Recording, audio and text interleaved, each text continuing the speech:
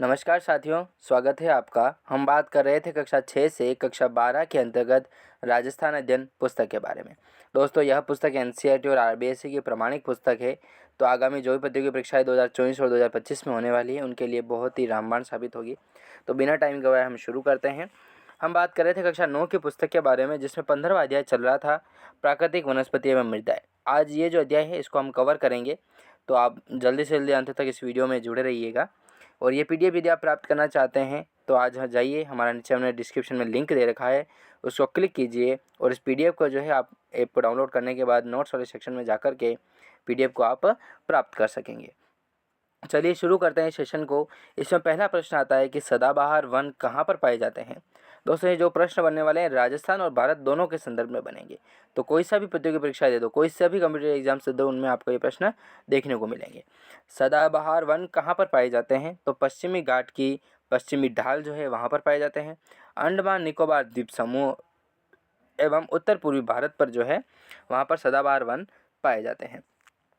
किस प्रकार के वनों का शोषण सबसे कम होता है? तो सदाबहार वनों का जो शोषण है वो सबसे कम होता है। सदाबहार वनों में मुख्यतः कौन से पेड़ पाए जाते हैं?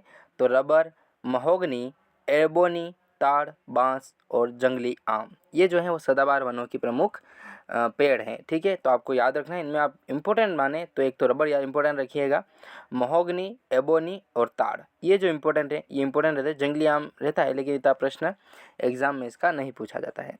फिर चौथा महत्वपूर्ण प्रश्न आता है, किस प्रकार के वनों की लकड़ी से फर्नीचर आदि बनाए जाते हैं? तो पतझड़ी या मानसूनी जो वन होते हैं उनसे लकड़ी से जो है वो फर्नीचर बनाए जाते हैं। भारत के किन क्षेत्रों में पतझड़ अथवा मानसूनी वन पाए जाते हैं?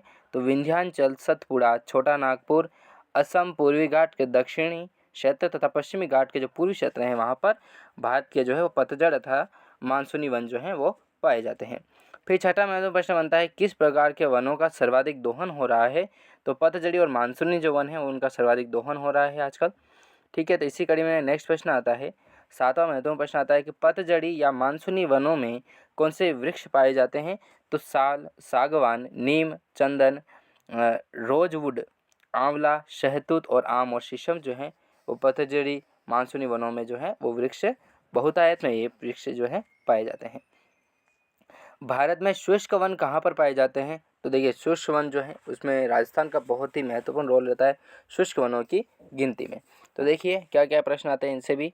दक्षिण पश्चिमी पंजाब, हरियाणा, पूर्वी राजस्थान व दक्षिण पश्चिमी उत्तर प्रदेश, ये जो एरिया है यहाँ पर शुष्क वनों की जो है वो अधिकता पाई जाती है। किन वनों में वृक्षों की जड़ें लंबी और मोटी होती है? तो वो होती है शुष्क वनों की। ठीक है, लंबी होती है क्योंकि ये जल की तलाश में अनंत गहराइयों में जाती है, तो इसलिए इनकी जड़ें लंबी होगी।